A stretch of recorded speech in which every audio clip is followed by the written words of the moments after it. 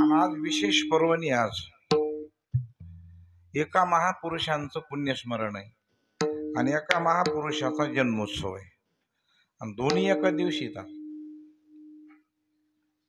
वारकरी संप्रदायाला मिळालेलं सर्वात मोठं वरदान आहे. गुरुवारी श्री संत ऐश्वर्य संपन्न भगवान बाबा यांचा जन्मोत्सव आणि गुरुनाम गुरुवारी आदरणीय वंदनीय प्रातस्मरणीय श्री गुरुवारी मोतीराम महाराज यांचं पुण्यस्मरण. एकांचा जन्मोत्सव आणि एकांचं पुण्यस्मरण, दोन्हीच्या मध्यावर नानाने हा योग साधलेला आहे. अभंग आहे तुकोबारायचा, 4 चरणाचा आणि सरळपंथी अभंग आहे.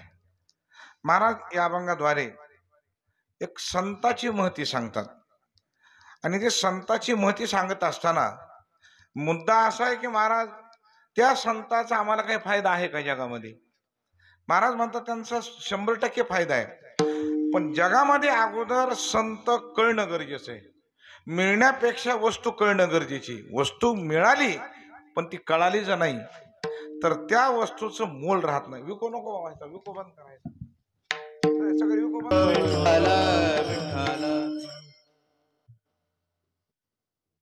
विको नको नाही. स्वराचा सगळा सत्यानाश झाला आणि ज्याला काही कळत नाही ते म्हणतात वाढवा विको. काय विको वाढून देवा लावायचं तुम्हाला? काही नाही. आपल्याला ते स्वर तर कळायला पाहिजे ना त्याचा, आणि स्वर जर व्यवस्थित नाही कळाला तर महाराज आपल्याला बोल. आता ते काय झालं, आता ते काळाचा ओघ आहे. आता पाणी जर असं वाहत असेल तर आपल्याला इकडं कसं जाता येईल? हे बी 100% खरे, पण माझ्या बुद्धीला जे पटत नाही ते मी ऐकत नव्हतो कोणाचं. भले दक्षिणा बुडा काय ना कर, थोडं माग घे माहिती माईक थोडं किंचित. हा बस आता मग स्पष्टता येते. हा असं मी स्वराचा भक्त आहे. विठाला विठाला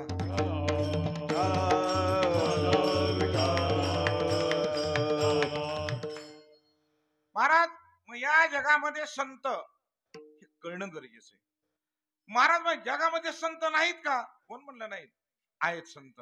फक्त आपल्याकडं ओळखण्यासाठी थोडी आपल्याला दृष्टी बदलावी लागेल.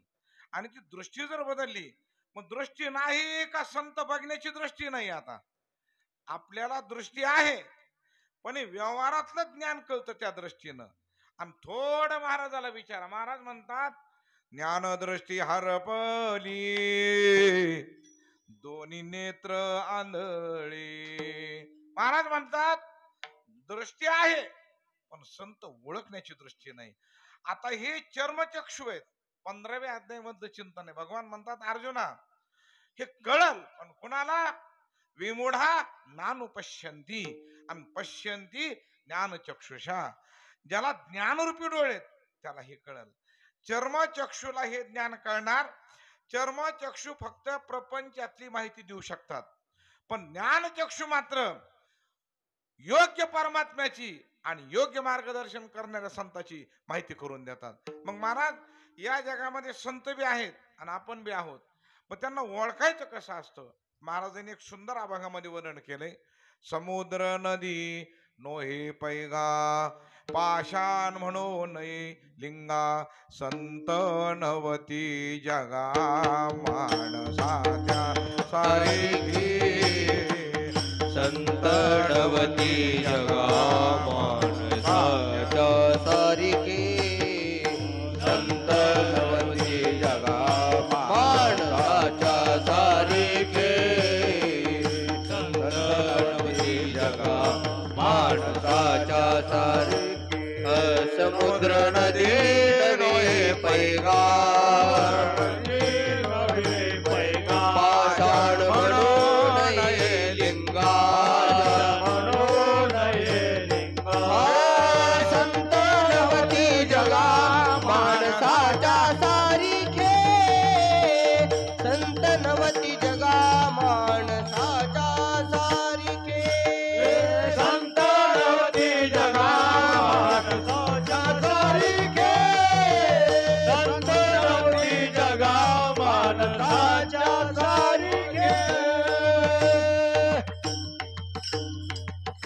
महाराज म्हणतात नदी आणि समुद्र दोन्हीत फरक आहे. कितीही मोठी नदी असेल समुद्र नाही म्हणता येत. नाही. आणि कसाही शिवलिंग असल पण त्याला दगड म्हणता येत नाही. पाषाण म्हणू नये लिंगा. नाही नाही, तसं संत नवती जगा माणसा त्यासारखी आहेत जगामध्ये, आपल्यामध्येच वावरतात, पण त्यांचं अंतकरण बघावं लागतं. अंतकरण काय म्हणतं त्यांचं? त्यांचं चित्त सर्वावर समान असतं, सर्व समान प्रेम करतात, त्याला काय म्हणायचं? संत. महाराज मग त्यांचा आमचा फायदा काय? त्याचा एकच फायदा आहे, एकदा का त्या महापुरुषाची भेट झाली की तात्काळची दशा पालटली. एका क्षणात आपल्यात बदल पडत असेल, आणि ज्याच्यामुळे आपल्यात बदल झाला ते नित्य संत म्हणायचे. हजारो वर्ष होऊन गेले, आपल्यात कुठलाच फरक पडत नाही, समजायचं अजून ते संत. आम्ही महाराज आहेत सगळे, संत वेगळे महाराज वेगळे.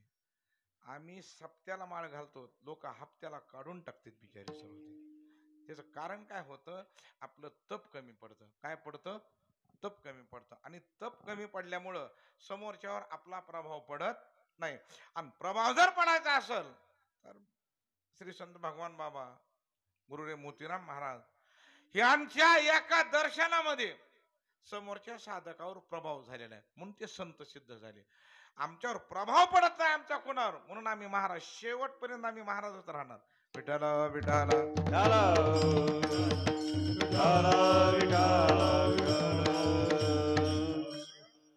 ज्ञानोबाने सांगितलं. पण संत तर सर्व ज्ञान सांगत असतील, महाराज म्हणजे तसं नसतं.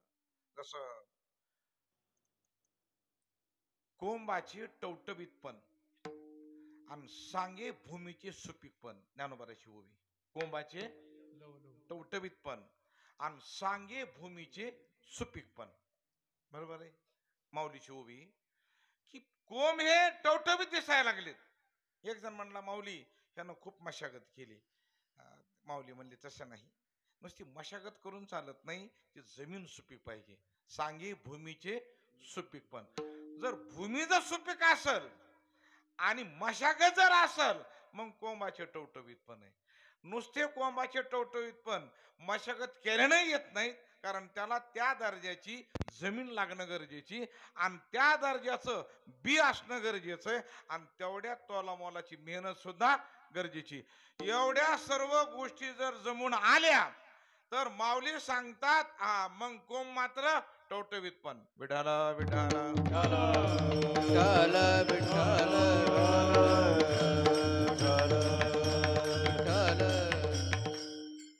ज्ञानोबा राहायचा पूर्वार्ध, पण उत्तरार्ध राहिला अजून शिल्लक. माऊली म्हणले, मग एखाद्याला आपण किती बी प्रभाव, त्यानं किती ज्ञान सांगितलं असेल, मग आपल्यावर त्या साधकावर ज्ञानाचा प्रभाव का पडत नाही? माऊली म्हणते त्याचं एक कारण आहे. अगोदर वक्ता आणि श्रोता या दोघांचं गणित सांगतो. विठाला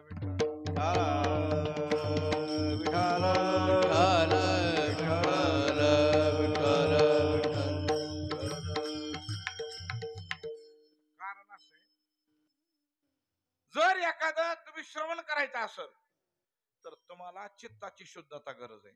चित्त शुद्ध असणं गरजेचं आहे.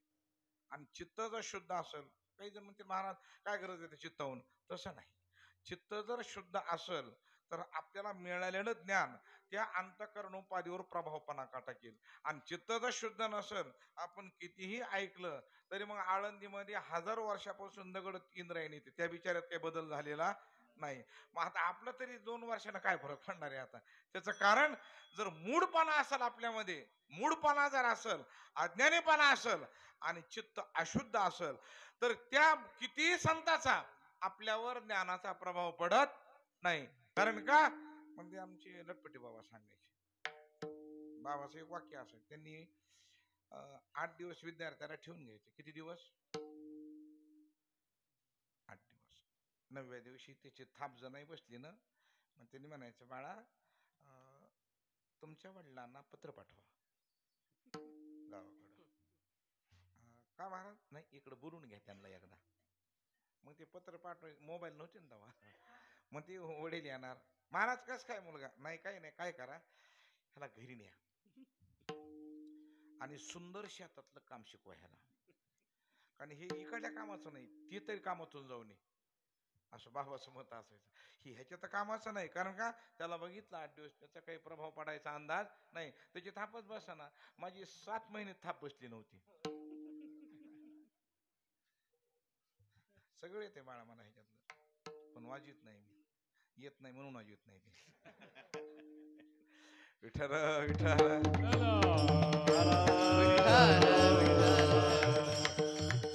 मग प्रभाव पडण्यासाठी चित्ताची शुद्धता गरज असायची महाराज. बरं महाराज, आता तो श्रोता जर चित्त शुद्ध आहे, त्याच चित्त सुद्धा शुद्ध आहे, ऐकण्याची तयारी आहे, वक्ता सुद्धा योग्य ज्ञानाचा आहे. मग आता तो वक्ता बी ज्ञान सांगत असताना मग त्या श्रोत्यावर त्या वक्त्याचा प्रभाव का पडत नाही, असं ज्ञानोबाला ज्ञानेश्वरी विचारलं एक जणांना. माऊली म्हणले त्याचं एक कारण आहे, तो किती वक्ता प्रवीण असेल, फाड फाड शब्द रचना करीत असेल, मांडित असेल, पण त्याच्या तेवढ्या ज्ञानाला त्याच्या तोला मोलाचं आचरण सुद्धा महत्वाचं आहे. का तैसे ज्ञानाचे आचरणे विन ज्ञान ना कळे, माऊलीचे शब्द आहे. तसं ज्ञानी महात्मा जर आपला तो आचरणहीन असेल, तर आचरणहीन असलेला ज्ञानी महात्म्याचा आपल्यावर कुठलाच प्रभाव पडत नाही. त्याचं एक कारण, जसं आता नवरात्र ज्वारीची पेरणी असते ना, नवरात्रामध्ये एका भजन्याला ज्वारीच्या बियाचं काम पडलं, त्यानं मला फोन केला, खानदानी शेतकरी मी. म्हणला महाराज एक 10 किलो बी आहे का ज्वारीचं? म्हणलं अरे मी आहे का ना, मी 10 गाव रोज फिरणारा माणूस. तरी म्हणलं थांब काढ. मी त्या अमोल महाराज गुट्टे त्यांचा नंबर दिला. ते अमोल महाराज सज्जन माणूस आहे म्हणलं, आणि त्यांच्याकडे बी असल्यावर देतीलच. ते अमोल महाराजांना फोन लावला. ते म्हणजे कुणाला पाहिजे महाराज? म्हणजे तुम्हाला पाहिजे का? म्हणलं का माळोदावर लावून पिरू का तिच्यावर? एका भजन्याला पाहिजे. भजन्याला महाराज म्हणजे मग देऊन टाकतो मी. मग अमोल महाराजांनी ते भजनी असल्यामुळं त्याला 10 किलो बी ज्वारीचं दिलं. चांगलं झालं का वाईट झालं? बरं, आता बी दिलं, पण ते भजनी असल्यामुळं त्याला विनामूल्य दिलं. चांगलं झालं का वाईट झालं?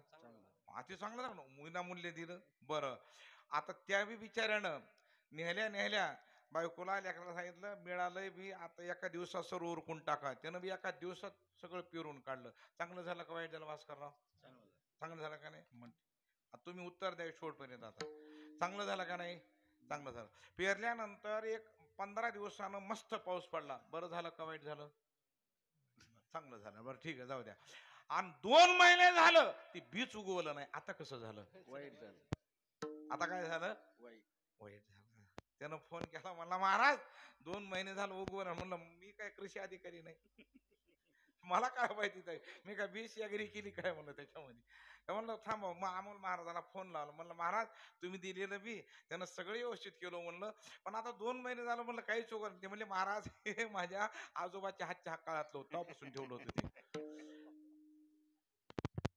बी देऊन सुद्धा, पेरणी योग्य करून सुद्धा, मशागत करून सुद्धा, पाऊस पडून सुद्धा त्या बियाचा उपयोग झाला का? कारण बी निकृष्ट दर्जाचं होतं. तसं कितीही ज्ञान आपण श्रवण केलं आणि तो महात्मा जर निकृष्ट दर्जाचा असेल, तर त्याच्या ज्ञानाचा आपल्यावर कुठलाच प्रभाव पडत नाही. आणि जर प्रभावच पडत नसेल, तर त्याचं ज्ञानही श्रवण करून काही फायदा नाही. विठ्ठल विठ्ठल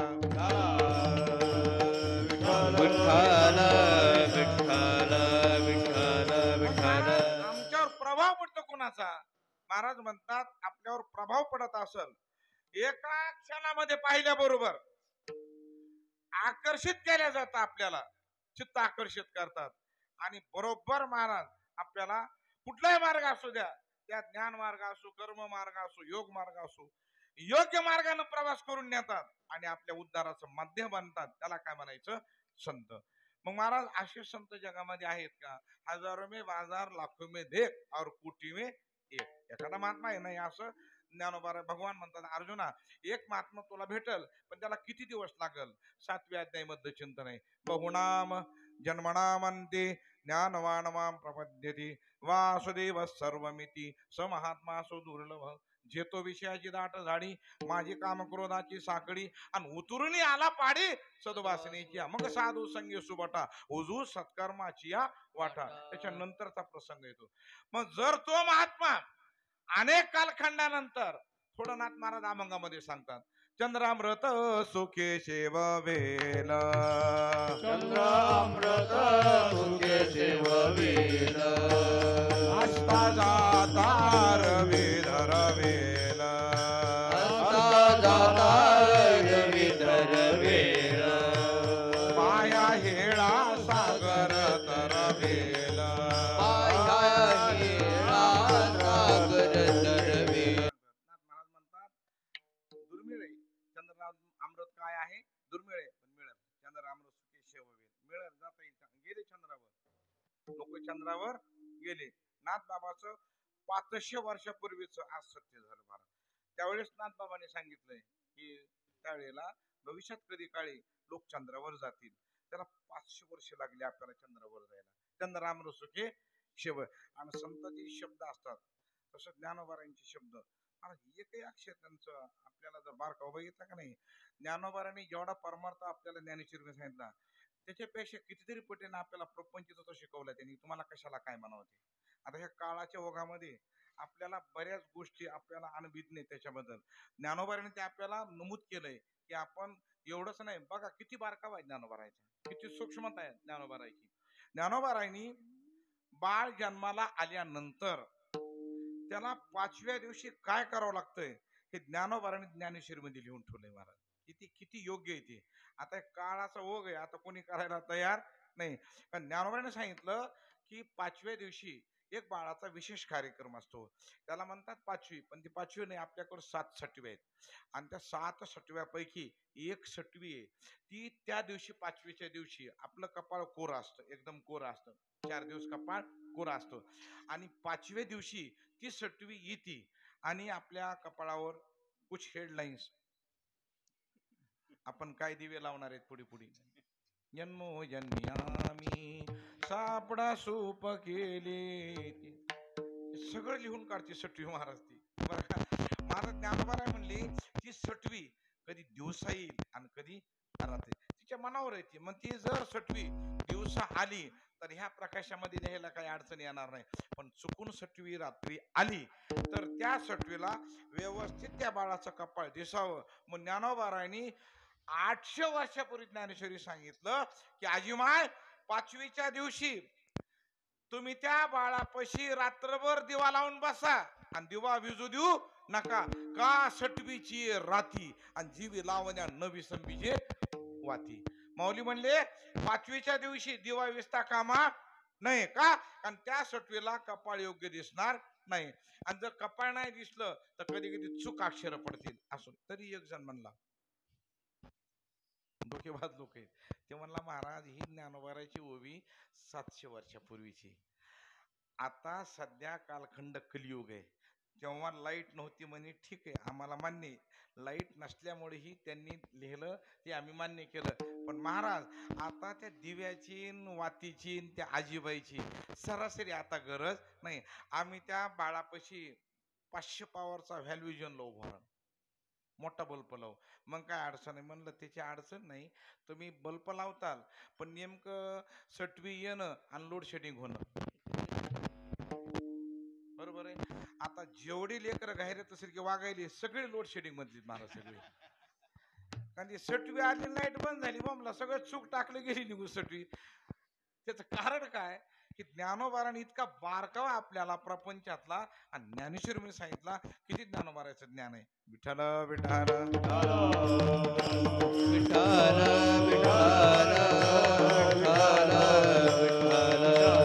पण महाराज जर त्या महापुरुषांनी जर आम्हाला ज्ञानच प्राप्त करून दिलं, महाराज तुकोबाराय सांगतात तसे संत भेटू द्या. बरं महाराज तुमचा अनुभव, मला संत भेटले आणि भेटल्यानंतर अभंगाच्या पहिल्याच्या संताची हे पायी हा माझा विश्वास, संताची हे पायी हा माझा विश्वास. सत्संग अति महत्वाचा आहे. जर तुम्हाला संतांची संगत घडली, महाराज आता यंदा आषाढी वारीला एक कुत्र आलं सोहळ्यामध्ये. कोण आलं? कुत्र चालू पंढरपूर पर्यंत आलं ते दिंडीमध्ये. आणि पंढरपूर मध्ये आल्यावर ते ते दिंडी त्याचा संबंधच मिटला त्याचा. ते कुठं हुटकलं की पुन्हा ते काय सापडलंच नाही. ते गावचे लोक गेले परत निघून. पण ते कुत्र्यानं द्वादच झाल्यावर बघा कुत्र कवर थांबलं. तुम्हाला अर्थ कळालाच मला काय म्हणायचं. बरेच हेडपट एकादशीला रात्री निघाले, उद्या गाडी मिळत नाही ना, दिवस जाऊन काय देवा लावायचा का तुला तिथं. बरे काय काय लोक सुपीक डोक्याचे महाराज, कमाल आहे त्यांच्या. मात्र ते कुत्र द्वादच सोडून पुन्हा गावाकडे गेलो एकटोच. त्याला बी 15 दिवस लागले गावाकडे जायला. किती दिवस? कुणाला? कुत्र्याला हो महाराज. आणि विशेष आहे, आपल्याला तरी जाऊ देते ह्या गावातून त्या गावाला, कुत्र्याला लय भावकी जबर त्याची. आपलीच भावकी बरी महाराज, नुसतं बांधव कोरण्यावर तरी भागत आहे आपलं. त्यांची तर भलती भावकीची तर महाराज अंगावरच येते सगळे. तरी तेवढ्यावर त्यानं मात केली आणि 15 दिवसानं त्या गावात गेलं ते महाराज. त्या गावच्या लोकांनी त्या कुत्र्याला स्नान घातलं साबण लावून. कुणाला? एवढंच नाही, मोठे फुलाचे हार आणले, त्याला गळ्यात घातले आणि अख्ख्या गावात त्याची मिरवणूक काढली. कुणाची? अजून आपल्याला कळणार. मी विचार करायलो, माऊलीच्या सोहळ्यातून कुत्र गेलं तर अख्ख्या गावानं त्याची मिरवणूक काढली. काय संताची ताकद आहे महाराज. मग मी सुद्धा आमच्या गल्लीत म्हणलं, अरे बघा कुत्र्याची मिरवणूक. निदान मला ते म्हणले, महाराज कुत्र वाहतोय. मग कमाल आहे. म्हणजे कुत्र्याला कळालं महाराज की संत ज्ञानोबा कुत्र्याला कळाले. आता 11 तारखेला माऊलीच्या दरबारात कीर्तन होतं आपलं. महाराज जे कुत्र आलं, अख्खं कीर्तन होईपर्यंत उठलं नाही महाराज. तर मी म्हणलं त्याला हाड म्हणू नका, कारण माऊलीनं त्याला पाठवले गडे म्हणलं. अख्खं जयटल झाल्यावरती उठून गेलं महाराज. आणि बरेच माणसं जयटलच्या अगोदर उठून, म्हणजे माणसात आणि कुत्र्यात किती फरक पडला एवढं सांगायला लागलो मी. विठ्ठल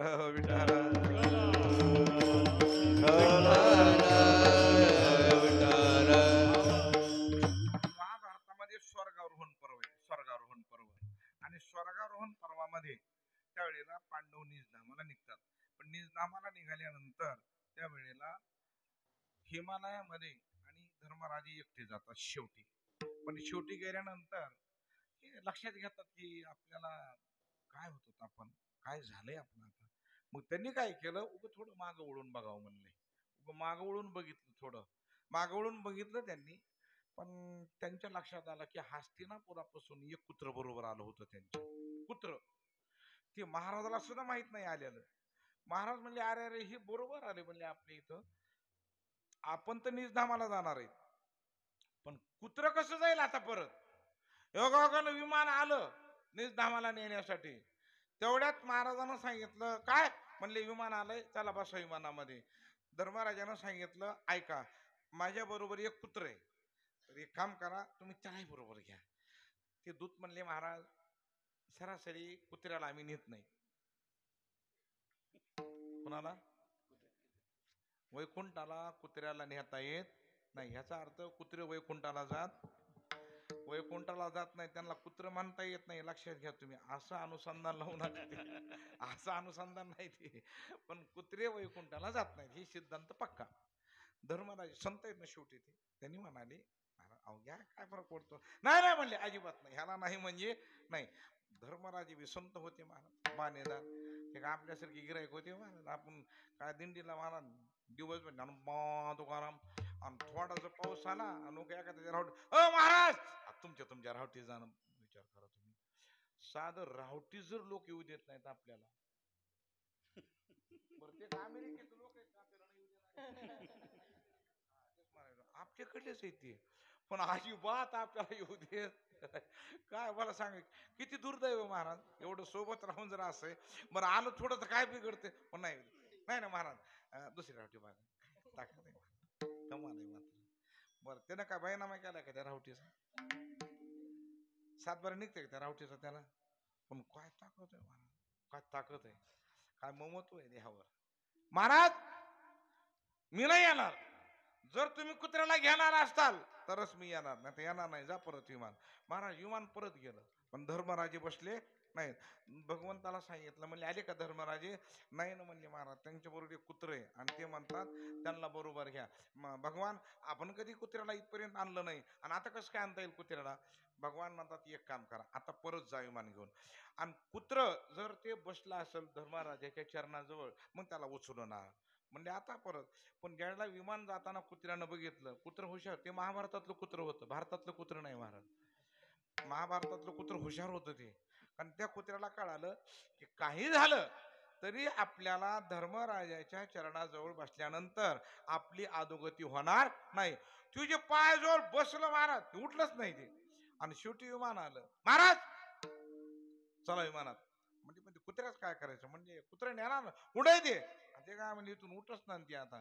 म्हणले एक काम करा चला. तसं नाही म्हणजे तुम्ही अगोदर त्याला उचला, विमानात बसवा. महाराजच्या कुत्र्याला 2 दूतांनी उचललं, विमानात बसवलं आणि मग धर्मराजे बसले विमानामध्ये. त्याचं एक कारण आहे, एक सत्संग केल्यामुळं आणि संतांच्या सहवासामध्ये राहिल्यामुळं.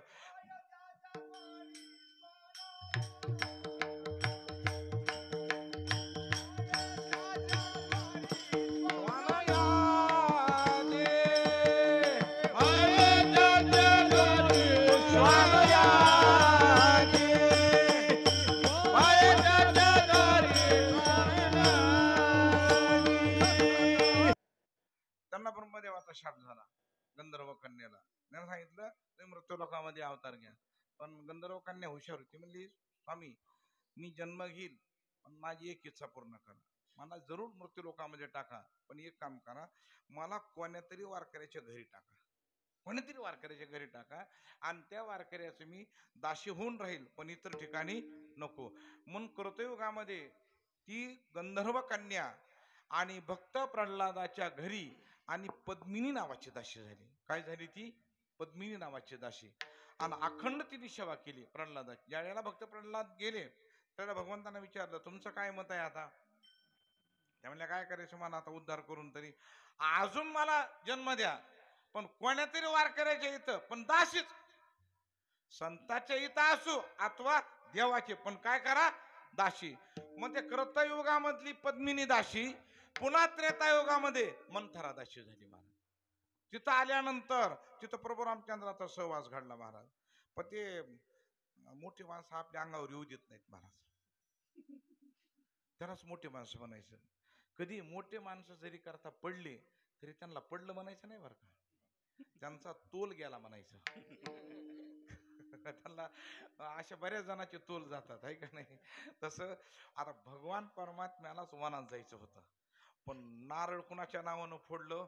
त्या मंथराबाईच्या. अहो तुकोबाराचा अभंग आहे, रामा वनवास केने वशी सर्व देश, केले नामाचे जतन, समर्थ तो नोहे भिन्न, वनांतरी रडी आयशी पुराणी पवाडी. तुका म्हणे ऋषी नेम आणि आयशा कळून का भ्रम. महाराज सगळ्याला माहित आहे, शेवटी मंथराबाईच्या नावावरच नारळ फुटलं. ते कुणी पाठवलं वनामध्ये? मंथराबाईनं. बाबा बाबा बाबा. अहो महाराज भरत राजाला कळालं. आले भरत राजे, त्यांनी शोध घेतला. वडील गेले गेले कुणी केलं हे? ते म्हणले मंथराबाईनं. बघा तुम्ही, भरत राजाने महाराज हातामध्ये शस्त्र घेतलं आणि नीट मंथरा मातेकडं. वशिष्ठ गुरुजी म्हणले इकडे महाराज, इकडे या. काय म्हणले? काय म्हणजे काय? कुणाला मारतात? म्हणले मंथरेला. बाबा तुम्ही क्षत्रिय कुळातले आणि दशरथ राजाचे पुत्र आहात आणि प्रभू रामचंद्राचे बंधू आहात आणि तुम्हाला शास्त्र आम्ही सांगावं ह्याची गरज नाही. शास्त्र सांगतं करू नये स्त्रियेच्या घाता, उपेक्षू नये निजमाता, मूर्ख म्हणू नये पिता, जरी तत्वता अपंडित. महाभारत रामायणातले ओव्या आहेत, वशिष्ठ गुरुजींचे ओव्या आहेत. गुरुजी म्हणाले अरे आपल्या स्त्रीवर कुणी असो हत्यार उचलायचं नाही आणि उपयोक्षू नये निजमाता, आईच्या अवहेलना करायची नाही आणि वडिलाला अज्ञानी म्हणायचं नाही. का? शास्त्र संमत आहे. भरत राजाला थांबवलं. सगळ्या अयोध्येतले लोक, आता सोडा अयोध्या, अख्खं विश्व त्या मंथरेच्या आज बी विरोधात आहे महाराज. आज सुद्धा किती चांगल्या चांगल्या सिनेमातल्या नट्याचे नाव ठेवतील आपल्या मुलीचं, पण मंथराबाई ठेवणार नाही. एवढ्या लग्नाच्या पत्रिका आल्या पण कोण्याच बाईचं सौभाग्यवती मंथराबाई नावच भेटलं नाही. हो, मी सुद्धा आमच्या घरी म्हणलं मुली झाल्यावर म्हणलं आपण ठेवू मंथरा. हा, असलं असतं का म्हणलं, तुला रामायण माहित नाही तरी पण केवढा विरोध आहे त्या मंत्र्याचा. काहीच माहिती रामायणातला अनुभव नाही पण विरोध पक्का. एवढा मंत्र्याचा विरोध झाला, साहेब लोकांनी शिव्या दिल्या. मंथराबाई गप्प बसल्या बरं का, जाऊ दे म्हणले आता काळ आहे त्यांचा, आता शांतच बसलेलं बरं. पण ज्या वेळेला प्रभू रामचंद्र वनातून आले आणि आल्यानंतर भगवंताच्या लक्षात आलं की आपल्या हातानं चुका झाल्या आता, पण आता सारवा करू काहीतरी. आता अगोदर दर्शनच त्यांचं घेऊ. आता नीट काही मातेकडं मंथरा मातेकडे निघाले. लोक म्हणले कुठे निघालात? म्हणजे दर्शनाला. वा वा, ज्यांनी वनात पाठवलं त्यांचं दर्शन अगोदर आणि हे सेवा करून नाही म्हणले. भगवंताचे श्लोक आहे तिथं, तातस्ने हो भरत महिमा पौरुषम वायू सुतो. भगवान म्हणतात थांबा, काही मातेला आणि मंथरा मातेला चूक म्हणू नका, कारण त्या मातोश्रीमुळंच मला वडिलावरलं प्रेम सांभाळता आलं. भरत महिमा, भरताचं महत्व वाढलं. पौरुषम वायू सुतो, हनुमानजीचं शौर्य कळालं जगाला अख्ख्या. एवढंच नाही, सगळं तुमच्या चरणाला मिळालं. मग एवढी ताकद त्यांची. मंथराबाई आतमध्ये गेल्या. भगवान म्हणतात मातोश्री दर्शन घेऊन या ना. म्हणजे थांब इकडे जरा थोडं. बोलावलं मध्ये. भगवान होऊन गेला म्हणजे कारभार सगळा. गोष्ट झाली ती. आता खरं सांग, वनात तुलाच जायचं होतं का माझ्यामुळे गेलास? खरं सांगा. भगवान म्हणजे खरं सांग का, मलाच जायचं होतं. काय असतं मातोश्री, मला कोणीतरी निमित्त करावं लागतं, मला असं जाता येत नाही. ते म्हणली बाबा तुझी एवढी सेवा करून मलाच निमित्त केलं असतो. म्हणले काय झालं? अरे किती लोकांनी शिवे दिल्या मला त्या. भगवान म्हणतात मी एक काम कर, मला तुम्ही शिवे द्या फिटम फिट. ते म्हणले नाही ना, शिव्या देईल पण आता असं नाही ना, घरात नाही ना, आता पटांगणाला शिव्या दिला तुला. आता पण जाऊ द्या. आता काय, तेव्हापासून महाराज शेविंग खातं सांभाळलं होतं त्या बाईनं. बँकेमध्ये अकाउंट काढलं आणि शेविंग खात्यामध्ये शिव्या जमा केल्या तिने मंथराबाईनं. आणि मग ती मंथराबाई द्वापार युगामध्ये खूप ज्या दास्य झाली. पण काय झाली? खूप ज्या. आणि त्या कलियुगामध्ये जनी दास्य झाल्या महाराज. कोण झाले? त्या जनी दास्य झाले. आणि मग एकदा भगवंत सगळे असताना त्यांनी नामदेवराला म्हणले एक काम करा, आता थांबा सगळे, विना इकडं आणा. विना तुम्ही तिथंच थांबा. असं त्या म्हणल्या विना इकडं आणा. लोक म्हणले का? आणा म्हणले इकडे विना. आता मला विना घेतला आणि अशा खमंग शिव्या दिल्या महाराज जनाबाईनं. त्या शिव्याचा अभंग सुद्धा सोडवायला चांगल्या वेदांताची की नाचक्की महाराज त्याच्यामध्ये. कारण का, किती विद्वान असेल महाराज, तुम्ही अजून बार काही न बघा, जनाबाईच्या अभंगाला हातच कुणी घालीत नाही. विठ्ठल विठ्ठल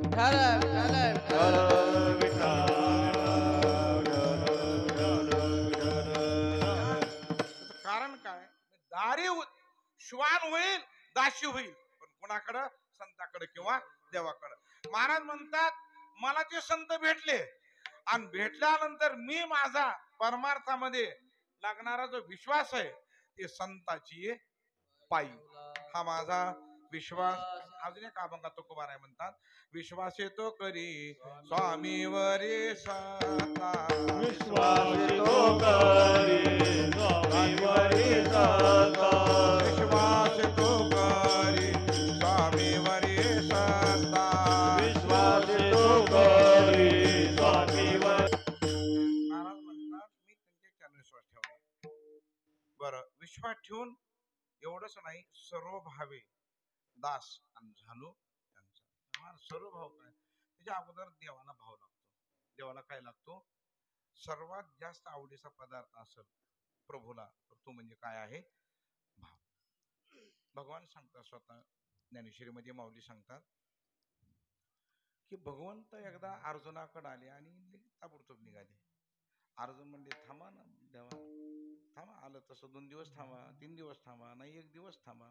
भगवान म्हणले नाही मी जाणार म्हणजे जाणार. अर्जुन म्हणले असं कसं का? अहो थांबा, आपलं नातं जवळच आहे बरं, तुम्ही आमचे पाहुणे आम्ही तुमचे मेहुणे, मग एवढं जवळचं नातं असताना आमचा एक शब्द तुम्ही मान्य करीत नाहीत. भगवान म्हणले म्हणूनच तुम्हाला सांगायलो, तुम्ही जे म्हणतात ना पाहुणे, हे शब्द काढून टाका, मी 100% तुमचा पाहुणा नाही. अर्जुन म्हणले आता कशात बिघडला? आता नेमकं आता पाहुणा नाही कसं, सखी बहीण दिली ना आम्हाला, भगवंताची सखी बहीण सुभद्रा आणि सगळ्याच्या विरोधात दिली महाराज ती, सगळ्याच्या विरोधात. सगळ्या बरं त्यांच्या कुटुंबात लोक बी कमी नव्हते ना महाराज. भगवंताचं सगळं कुटुंब किती? 56 कोटी. किती? मजाल नाही कोणाचा फार्म विरोधात टाकायला त्यांच्यामध्ये. एकाच घरचे एवढे सदस्य आहेत महाराज, 56 कोटी यादव, एवढा मोठा परिवार त्या मालकाचा. आणि तेवढ्या मोठ्या परिवाराला विरोधात घालून सुद्धा भगवान परमात्म्याने सुभद्रेचा विवाह अर्जुनाबरोबर केला.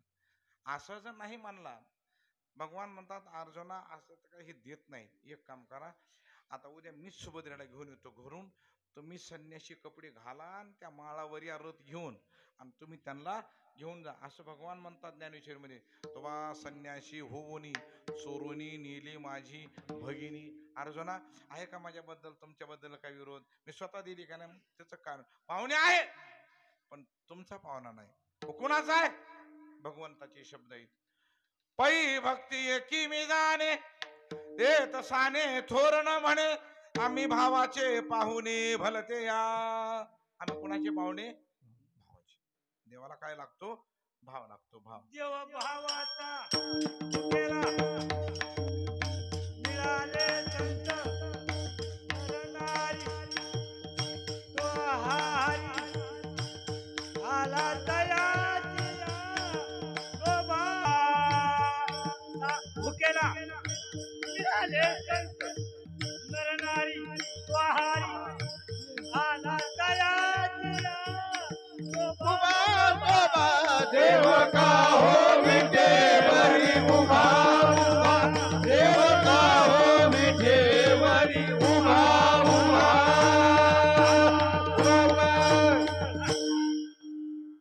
विमान लागते.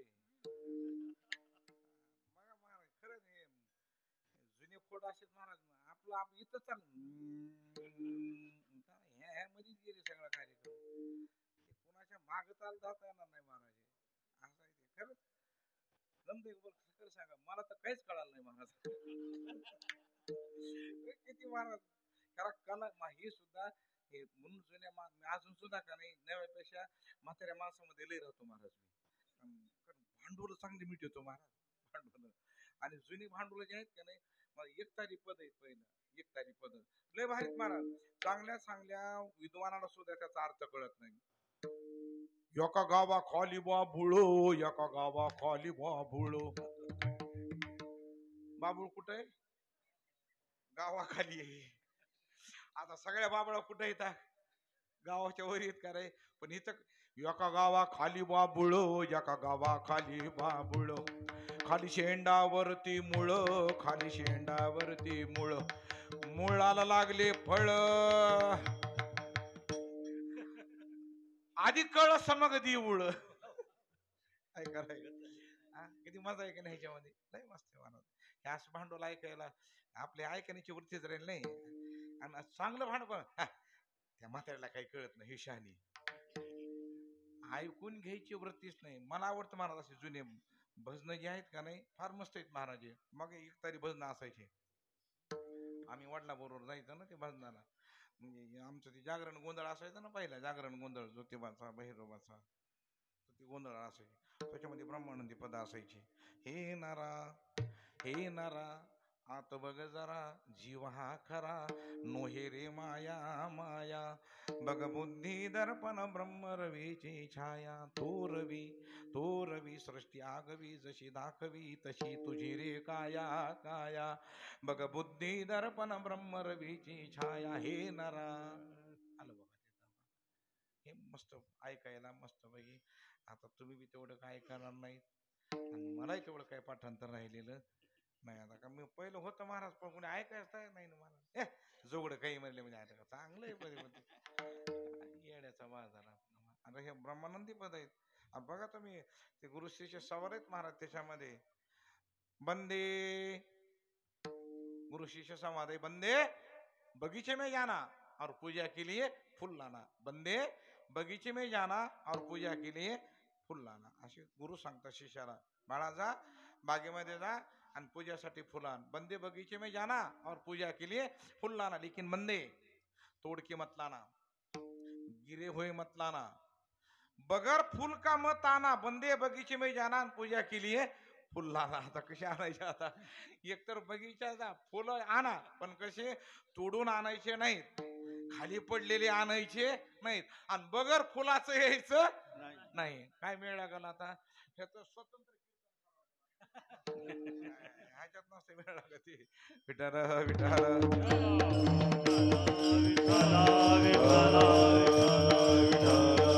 विश्वास आहे ना, तो विश्वास आहे. भाव पाहिजे, भाव. पण महाराज तुमचं कसं काय मत? महाराज म्हणतात मी 3 प्रकार सर्व भाव म्हणजे कायन, वाचन आणि मनानं. कारण काया, वाचा आणि मन या तिन्ही विशेषणानं मी त्या भगवंताकडे काय केला? भाव. सर्व भावेदास झालो त्यांचा. अगोदर शरीरच त्यांच्याकडे लावलं महाराज.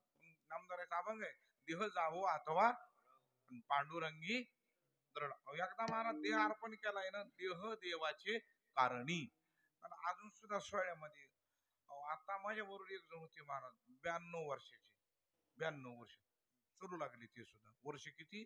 92. मी म्हणलं 92 वर्षापर्यंत आपल्या 40 तरी पुण्यतिथ्या होत्या.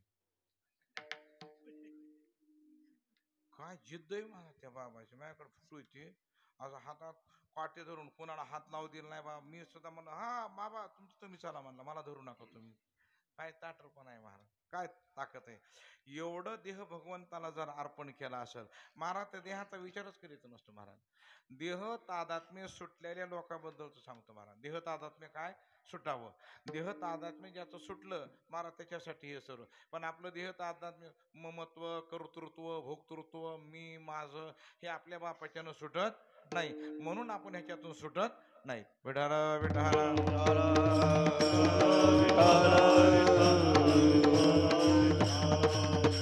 शरीर देवाला अर्पण, वाचा देवालाच अर्पण. महाराज म्हणायचे ना, अखंड खंडेना जीवन आणि रामकृष्ण या वाणीनं तुकोबाराने एकदा अशी जीभ धरली होती रामेश्वर शास्त्रीजीने महाराज त्यांची. तरी महाराज ती जीभ हातात धरली तरी ती विठ्ठल विठ्ठलच म्हणत होती. त्यांनी म्हणली कस काय म्हणतात तुम्ही महाराज? त्यांनी म्हणले माझा दोष नाही, माझी मज झाली अनावर वाचा आणि छंद या नामाचा घेतला. छंद केवढा घेतलाय मी, छंद म्हणून इतका छंद आईसा धरी रे छंद आणि जाय तुटोनिया हो बंद. म्हणून ज्या वेळेला चोखोबार आहे मंगळवेड्यामध्ये आणि एका पुलाच्या बांधकामाच्या प्रसंगामध्ये, आणि ते पूल कोसळला आणि त्याच्यात बरेच लोक मृत्यू पावले. आणि मृत्यू पावल्यानंतर त्याच्यामध्ये चोखोबारावी सापडले. पण भगवंताला सांगितलं नामदेवराय आपले चोखोबार आहे तर आता कामा नये, त्यांना आता घेऊन ये. पण आता म्हणजे तिथं काय राहिले म्हणले, आता सगळे नुसते हाडच राहिले सगळे, आता त्याच्यात सगळे सारखे झालेत म्हणजे आपण ओळखायचं कसं? आता त्याने सांगितलं माझ्या चोखोबारायचं एक विशेषता, कारण त्यांनी अखंड मला वाणी अर्पण केली होती. मग आता ती वाणी अर्पण केल्यामुळं त्यांच्या शरीरातल्या आस्थी सुद्धा विठ्ठल विठ्ठल म्हणत होते. आणि ज्यावेळेला नामदेवराय गेले त्यांनी आस्थी उचलली कानाला लावली तर ती आस्थी काय म्हणायची? विठ्ठल विठ्ठल म्हणायची महाराज. त्याचं कारण त्यांची हाड विठ्ठल विठ्ठल म्हणत होती महाराज. आपली थोबाड सुद्धा म्हणत नाहीत. काय ताकद असेल महाराज आपली, काही का नाही. म्हणून त्यांच्या आस्थी ही ताकद आहे महाराज. म्हणून ती आणल्या आणि अगोदर चोखोबारायचं दर्शन आहे महाराज. कोणाचं दर्शन आहे? चोखोबारायचं. चोख व्हा, चोख पवित्र व्हा. पण आजकाल ते काय झाले, लोक टाईट असे ना, आपला गबाळ कारखाना आहे त्याच्यावर लोक आपल्याला किंमत देत नाही. आजकाल कसं आहे, हे अमोलसर करावं लागतं टाईट, आपल्याला ते काही जमत नाही, त्याच्यामुळे आपला हिशोब कोणासंग काही बसत.